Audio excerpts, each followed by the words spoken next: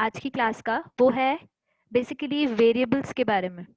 ठीक है, अगेन ये सिर्फ और सिर्फ सी प्लस प्लस का टॉपिक है जो अभी हम डिस्कस कर रहे हैं, यानी कि सी में आप लोगों ने ऐसा कुछ नहीं पढ़ा है। हम आगे कंटिन्यू कर रहे हैं और अभी जो आज की क्लास का टॉपिक है, अगेन मैं रिपीट कर रही हूँ, उसको थोड़ा सा ध्यान से समझना। सी में आप लोगों ने नहीं पढ़ा है ये टॉपिक। तो सबसे पहले अगर हम बात करें वेरिएबल्स की, ठीक है, वेरिएबल्स का सिंपल मीनिंग क्या होता है ये हम सबको पता है कि एक ऐसी लोकेशन रैम में जिसका कोई ना कोई एड्रेस होगा, प्लस हम उस पर ड्यूरिंग द प्रोग्राम कुछ ना कुछ वैल्यू स्टोर कर सकते हैं। ठीक है, ड्यूरिंग द ऑपरेशन हम उसमें कोई वैल्यू स्टोर करके उसको यूज में ले सकते हैं ड्यूरिंग द प्रोग्राम। अब वेरिएबल्स को हम यहाँ पर तीन कैटेगरी में कैटेगराइज कर सकते हैं।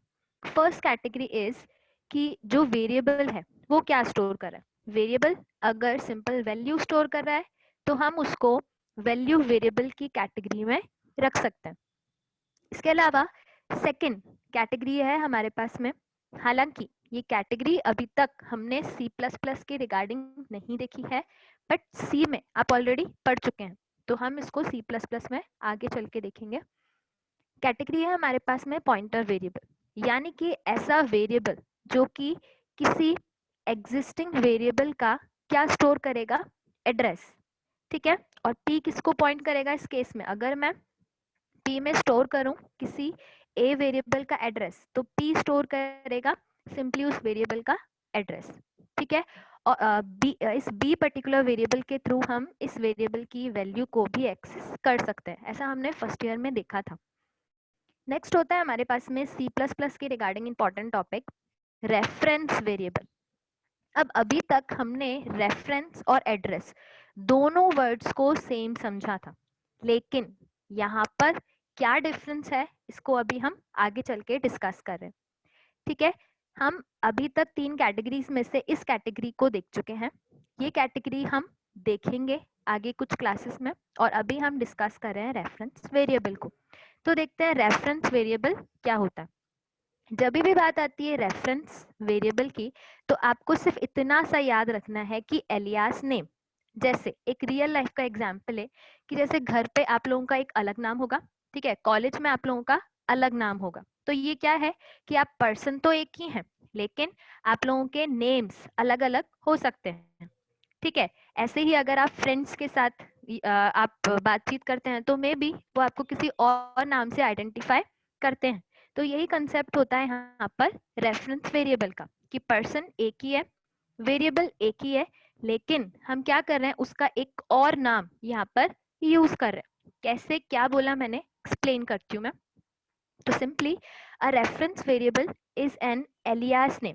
एलियास नेम मतलब एक दूसरा नाम, ठीक है, that is another name for an already existing variable.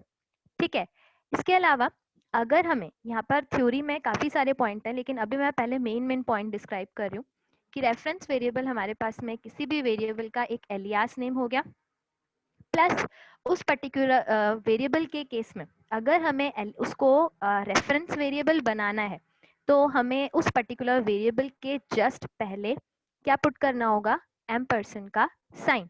कैसे क्या होगा इसको भी एग्जाम्पल के थ्रू देखेंगे। इसके अलावा नेक्स्ट जो अगर हम बात करें रेफरेंस, सिंपल एक रेफरेंस कीवर्ड की बात करें तो रेफरेंस का मतलब अपने आप में एलियास होता है। ठीक है, और जो वेरिएबल एज अ रेफरेंस की तरह यूज में आया है वो रेफरेंस वेरिएबल कहलाएगा। तो ये कंसेप्ट होता है रेफरेंस का। कैसे काम करेगा ये देखते हैं। मैंने यहाँ पर एक प्रोग्राम बनाया है, ठीक है, अब इस प्रोग्राम में थ्योरी में अगर कुछ भी कंफ्यूजन रह गया हो तो वो इस प्रैक्टिकल क्वेश्चन से क्लियर हो जाएगा। ध्यान दीजिएगा आप सब कि अगर हम बात करें रेफरेंस वेरिएबल की, तो सबसे पहले हमने एक सिंपल वेरिएबल बनाया। ठीक है, अगर हमें कोई भी रेफरेंस वेरिएबल बनाना है तो होगा क्या, रेफरेंस वेरिएबल बनाने के लिए सबसे पहले we have to write name of any variable. ठीक है, और इसको रेफरेंस वेरिएबल बनाना है तो इससे जस्ट पहले हमें क्या पुट करना होगा, एम्परसेंड, जिसको कि हम एड्रेस ऑफ ऑपरेटर बोलते हैं। ये एड्रेस ऑफ ऑपरेटर जैसे ही हम किसी वेरिएबल के पहले पुट करते हैं तो ये वेरिएबल किस कैटेगरी को बिलोंग करेगा? रेफरेंस वेरिएबल की कैटेगरी। प्लस रेफरेंस वेरिएबल में हम क्या असाइन करते हैं? कोई ना कोई वेरिएबल। ठीक है, अब आप देख रहे हैं अगर ये पॉइंटर होता तो मैं यहाँ एम्परसेंड लगाती, लेकिन ये पॉइंटर नहीं है। हमने ऊपर देखा था ना कि पॉइंटर जो होते हैं वो कुछ इस तरीके से बनाए जाते हैं, तभी हम उसमें एड्रेस स्टोर करते हैं। तो यानी कि जो रेफरेंस वेरिएबल है वो एड्रेस तो स्टोर नहीं कर रहा है, तो फिर एग्जैक्टली क्या स्टोर करेगा? तो रेफरेंस वेरिएबल स्टोर करता है किसी एक वेरिएबल के बारे में इंफॉर्मेशन। ठीक है, प्लस जैसे ही हम इस रेफरेंस वेरिएबल को क्रिएट करते हैं, तो अब अगर हम मेमोरी लोकेशन की बात करें, तो जो हमारे पास में मेमोरी लोकेशन ए के लिए है वही रेफरेंस वेरिएबल के लिए भी अलोकेट हो गई। प्लस अब मेन समझने वाली क्या बात है, अगर मैं एड्रेस की बात करूं तो दोनों का एड्रेस यहाँ पर क्या होगा? सेम। यानी कि अगर हम बात करें ए के एड्रेस की, तो अगर वो 300 है तो रेफरेंस वेरिएबल का भी एड्रेस क्या होगा? 300। यानी कि जैसे ही हम रेफरेंस वेरिएबल बना रहे हैं तो हमने इस लोकेशन को एक और नेम प्रोवाइड कर दिया। इस लोकेशन का नेम एक तो ए था, प्लस इस लोकेशन को हम रेफ नाम से भी क्या कर सकते हैं? कंसिडर कर सकते हैं, आइडेंटिफाई या उसको यूज कर सकते हैं। ठीक है, अब देखें यहाँ पर अगर मैं इन दोनों स्टेटमेंट्स को यहाँ पर प्रिंट करवाऊं, ठीक है, मैंने कहीं पर भी एड्रेस ऑफ ऑपरेटर पुट नहीं किया है। जब हम रेफरेंस वेरिएबल क्रिएट करते हैं तभी हमें एड्रेस ऑफ ऑपरेटर लगाना होता है। ठीक है, अब रेफरेंस वेरिएबल क्रिएट होने के बाद जब हम दोनों वेरिएबल्स को यहाँ पर क्या करते हैं? प्रिंट करवाएंगे, तो यहाँ पर दोनों की वैल्यू जो 100 है, एक ब्लॉक जो हमारे पास में बना था वही सेम वैल्यू डिस्प्ले होगी। अब इसका फायदा क्या है? यहाँ तक तो हमने देखा कि रेफरेंस वेरिएबल होता है। अब इसका फायदा क्या है? इसका फायदा हम आगे चल के एक मेरे पास में प्रोग्राम है वो अभी मैं बताऊंगी, प्लस एक और कंसेप्ट। इसका फायदा फर्स्ट जो उसका एडवांटेज है वो ये है कि अगर हमने रेफरेंस वेरिएबल बनाया है, ठीक है, तो हम चाहे इस रेफरेंस वेरिएबल में चेंज करें चाहे ए में चेंज करें, वैल्यू किस में जाके चेंज होगी? एक ही लोकेशन पे। आई मीन टू से मैंने ये कहा कि लेट्स से मैंने यहाँ पर एक और प्रोग्राम, अच्छा यहाँ तक कुछ कंफ्यूजन है तो पूछ लें पहले। पहला इसका यूज मैं अभी एक्सप्लेन करने वाली हूँ।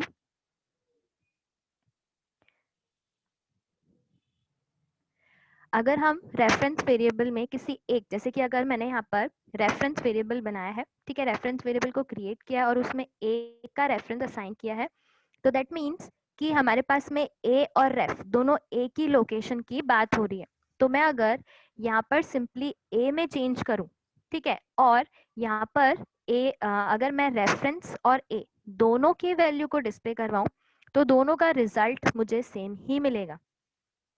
प्लस अगर मैं दोनों के एड्रेस को डिस्प्ले करवाऊँ तो भी दोनों का एड्रेस यहाँ पर क्या रहेगा? सेम ही रहेगा। यहाँ तक तो अभी डिस्कशन हुआ था। अब बात यहाँ पर आती है कि इसका मेन यूज और क्या हो सकता है। तो देखें, इसका मेन यूज ये है कि आप लोगों ने सबसे पहले फंक्शन, ठीक है, अच्छा अभी जो मैं आपको मेन यूज बता रही हूँ उसके लिए हम यहाँ पर टॉपिक प्रोसीड करने वाले हैं फंक्शन। ठीक है, तो फंक्शन का एक छोटा सा एग्जाम्पल हमने पहले भी देखा था, हालांकि हम आगे चल के फंक्शन को डिस्कस करेंगे, लेकिन रेफरेंस वेरिएबल का प्रॉपर यूज समझने के लिए हमें फंक्शन एक बार देखना ही पड़ेगा। तो अगर हम फंक्शन की बात करें, मैं छोटा सा एक इंट्रोडक्शन दे रही हूँ कि फंक्शन हमारे पास में एक ऐसा ब्लॉक है जिसका कोई ना कोई नाम होगा, प्लस वो किसी स्पेसिफिक टास्क को परफॉर्म करेगा। जैसे मैंने यहाँ पर एक स्वैप फंक्शन बनाया है, ठीक है, तो अगर इस फंक्शन को एग्जीक्यूट करना है तो हमें इसको कॉल करना जरूरी हो जाएगा। ठीक है, प्लस हम फंक्शन में जो वैल्यूज पास करते हैं, जैसे कि मैंने यहाँ पर ए और बी दो सिंपली वैल्यूज पास की, ऐसे ही हम फंक्शन इसको हम क्या कहेंगे? सिंपली उसके आर्ग्यूमेंट्स या पैरामीटर। ठीक है, ये तो बात हो गई फंक्शन की। अब बात करते हैं कि रेफरेंस वेरिएबल से इसका क्या लिंक है, कैसे उसको हम लिंक कर सकते हैं। तो देखते हैं इस प्रोग्राम की बात करें तो इस प्रोग्राम में सबसे पहले मैंने A1 और B1 दो वेरिएबल को क्रिएट किया है। ठीक है, फिर यूजर से अगेन दो नंबर्स का इनपुट लिया। लेट्स से यूजर ने यहाँ पर इनपुट में 34 और 56, ठीक है, इंसर्ट कर दिया बाय यूजिंग स्पेस। यहाँ पर दोनों वैल्यू को यूजर ने इनपुट कर दिया। अब हमें पता है कि फंक्शन जो है वो अभी हमने मेन से पहले बनाया है। अगर मेन के बाद बनाया होता तो डेफिनेटली हमें प्रोटोटाइप देना जरूरी होता। ठीक है, कैसे देंगे, क्या होगा, वो भी डिस्कस करेंगे, लेकिन अभी जो कंसेप्ट है उसको एक बार हम कैरी फॉरवर्ड कर रहे हैं। तो यहाँ पर मैंने स्वैप फंक्शन जो बनाया है उसको मुझे कॉल करना पड़ेगा, तभी वो फंक्शन एग्जीक्यूट होगा। अब देखें, अगर मैं बात करूँ रेफरेंस वेरिएबल की, तो रेफरेंस वेरिएबल का ये यूज है कि अगर मैंने किसी भी फंक्शन में यहाँ पर सिंपली वैल्यूज पास की है a1 और b1, ठीक है। अब अगर मैं किसी फंक्शन में वैल्यूज पास करते टाइम यहाँ पर क्या पुट कर देती हूँ, रेफरेंस वेरिएबल। ठीक है, मैंने पास तो किया है a1 और b1, दो सिंपल वेरिएबल्स की वैल्यू, लेकिन इस पर्टिकुलर फंक्शन के कॉलिंग के टाइम मैंने यहाँ पर जो आर्ग्यूमेंट पास किए हैं उन आर्ग्यूमेंट्स के केस में मैंने यहाँ पर कौन सा ऑपरेटर पुट किया है, address of operator. That means कि ए और बी ये सिंपली दोनों क्या स्टोर कर रहे हैं, ये सिंपली कुछ इस तरीके से होगा कि हम अगर बात करें ए तो ये कुछ इस तरीके से, ऐसे ही अगर हम बात करें यहाँ पर b इक्वल टू ये b1, यानी कि इस केस में b1 का जो रेफरेंस है वो स्टोर हो जाएगा इस b वेरिएबल में, और a1 का जो रेफरेंस है वो स्टोर हो जाएगा इस a वेरिएबल में। ठीक है, अब इसका फायदा क्या है, तो मैंने इस प्रोग्राम में इन दोनों वैल्यूज को क्या किया है, जो a और b की वैल्यूज हैं उनको स्वैप कर दिया। ठीक है, तो स्वैप करने के लिए हमने सी में ऑलरेडी प्रोग्राम बनाया है, तो मैंने यहाँ पे सिंपली a की वैल्यू को c में स्टोर किया है, देन a और b की वैल्यू को स्वैप करवाया है। ठीक है, अगर मैं बात करूं यहाँ पर जो यूजर ने इनपुट दिया 34 और 56, ठीक है, तो अकॉर्डिंग टू दिस यहाँ पर at the end of this function यहाँ पर b में क्या रिजल्ट आ जाएगा हमारे पास में, यहाँ पे b में रिजल्ट रहेगा हमारे पास में 34, और अगर मैं बात करूं a की तो a में रिजल्ट हमारे पास में हो जाएगा 56।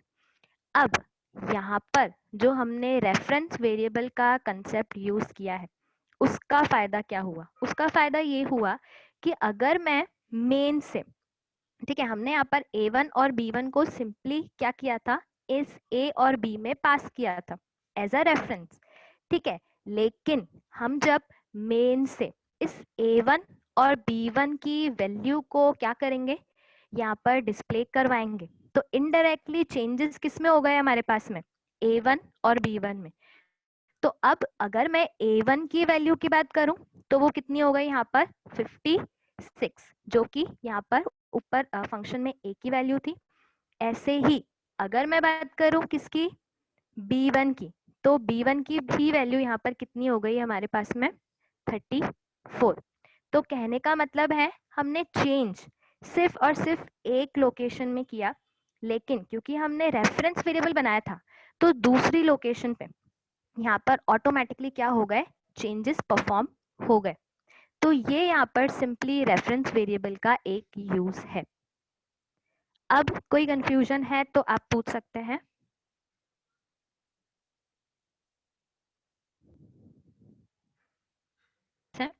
कि जैसे मैंने अभी बताया कि पॉइंटर सिंपली क्या स्टोर करेगा, किसी वेरिएबल का एड्रेस।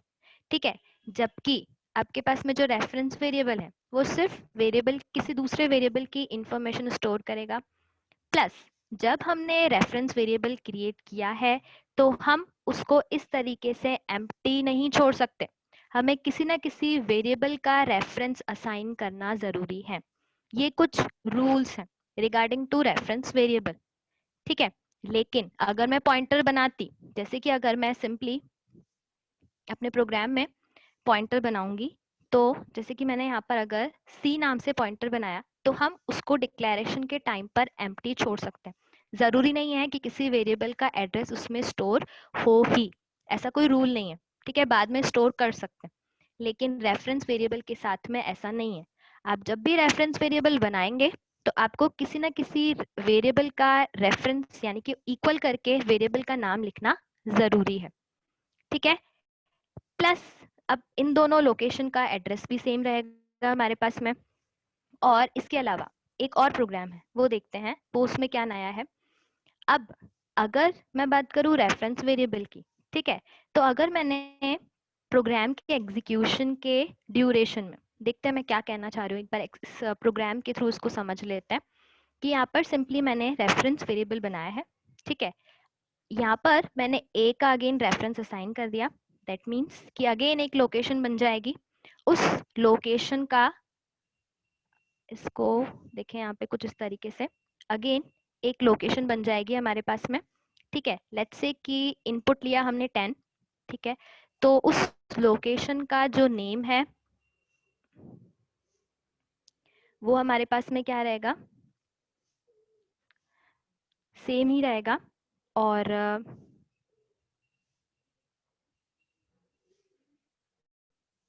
ये देखें, अगर हम यहाँ पर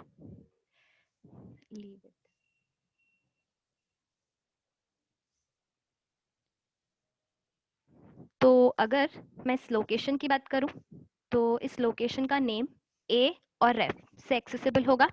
प्लस अब अगर प्रोग्राम के एग्जीक्यूशन के ड्यूरेशन में मैंने यहाँ पे ए और रेफ की वैल्यू को डिस्प्ले करवाया तो दोनों की वैल्यू सेम रहेंगी, ठीक है।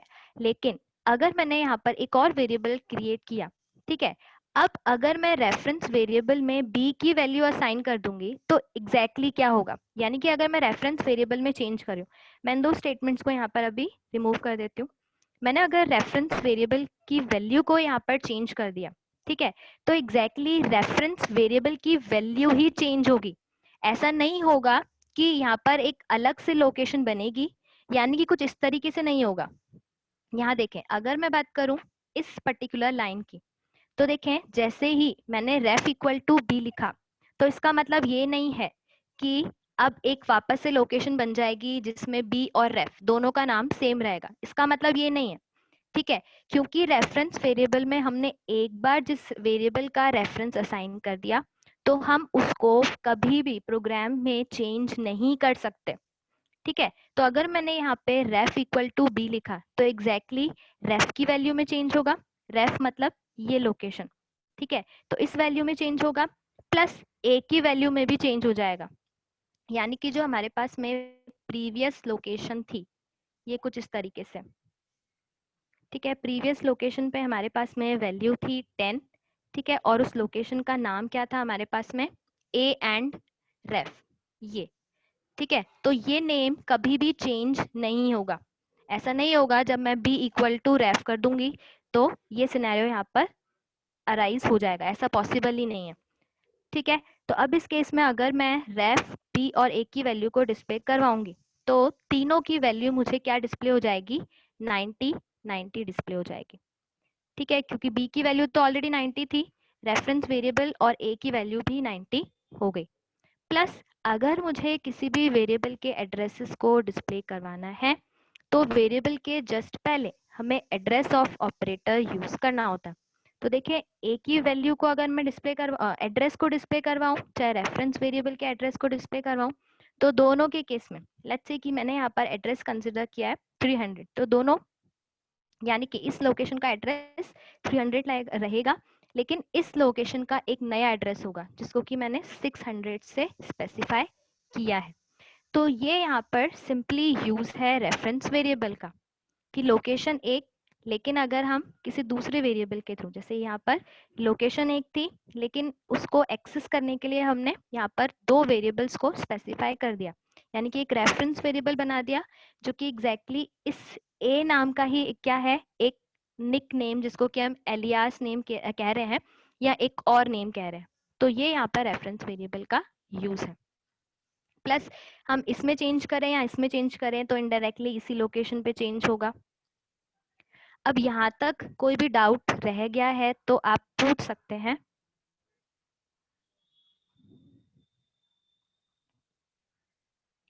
तो आज की क्लास में हमने फंक्शन टॉपिक भी डिस्कस किया था और इसके बाद आगे कुछ नया टॉपिक अभी हम डिस्कस नहीं कर रहे।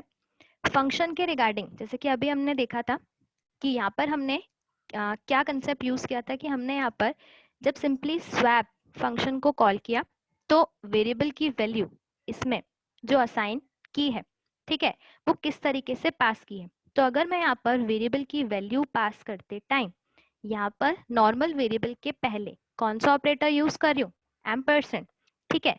तो इस पर्टिकुलर कंसेप्ट को हम एक नाम से जान सकते हैं जिसको हम क्या कह सकते हैं, पास बाय रेफरेंस, ठीक है। यानी कि हम यहाँ पर नॉर्मल वेरिएबल यूज कर रहे हैं लेकिन पास करते टाइम कैच किस में हुए, किसी वेरिएबल में। कौन से वेरिएबल में, रेफरेंस वेरिएबल में। इसलिए हम इस कंसेप्ट को बोल रहे हैं पास बाय रेफरेंस। कई बार एग्जाम में इस पर शॉर्ट नोट लिखने के लिए आ जाता है कि एक्सप्लेन पास बाय रेफरेंस। नया कुछ नहीं है, जो हमने अभी स्वैप फंक्शन देखा उसका कंसेप्ट का नाम है पास बाय रेफरेंस, ठीक है। ऐसे ही अगर हम यहाँ पर अगेन एक स्वैप फंक्शन बना रहे हैं लेकिन जब मैं उस पर्टिकुलर स्वैप फंक्शन को यहाँ पर कॉल कर रही हूँ और जब आर्ग्यूमेंट यहाँ पर पास कर रहे हैं तो ये आर्ग्यूमेंट्स दोनों क्या है, नॉर्मल आर्ग्यूमेंट्स हैं, ठीक है। कहीं पर भी मैंने एम्परसेंड नहीं लगाया तो इस केस में a1 की वैल्यू किस में कॉपी हो जाएगी, a में, और b1 की वैल्यू कॉपी हो जाएगी b में। प्लस ये सिर्फ और सिर्फ कॉपी होगा, ठीक है।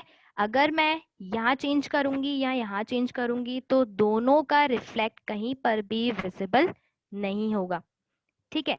तो जब हम इस कंसेप्ट को यूज करते हैं तो ये कंसेप्ट कहलाता है हमारे पास में पास बाय वैल्यू।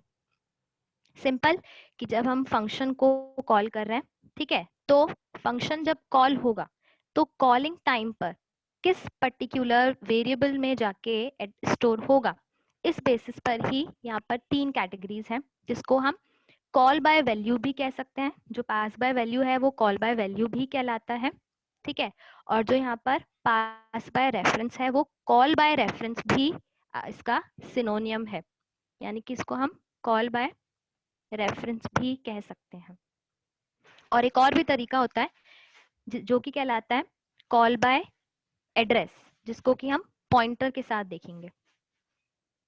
और इसके बाद प्रोग्राम है डू वाइल लूप का एग्जाम्पल। खैर आप लोगों ने बोला नहीं था कि डू वाइल लूप का और क्या यूज है, तो मैंने एक प्रोग्राम बनाया था उसके लिए। वैसे चलिए, अगर मैं ये प्रोग्राम आप लोगों को सेंड कर दूंगी। सिंपली जैसे कि अगर हम गेम्स वगैरह क्रिएट कर रहे हैं तो गेम्स वगैरह में हम इस डू वाइल लूप को यूज कर सकते हैं।